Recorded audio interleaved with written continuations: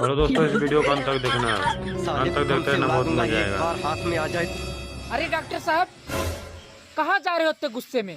साला इस खांसी वायरस के चक्कर में हमारा 6 करोड़ फूट गया। मेरी नर्स को लेकर भाग गया। आज साले को ऐसा अमेरिकन सुई लगाऊंगा कि पूरे खानदान को खांसी नहीं आएगा। तो देखते रहना अंत तक क्या होने वाला है भाई। तुम इसका पैर पकड़ो।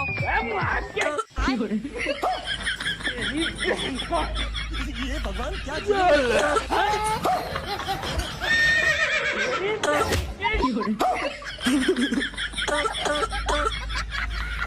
अबे मेरी सुई वापस कर दे, बड़ी महंगी सुई अमेरिका से मंगाया है।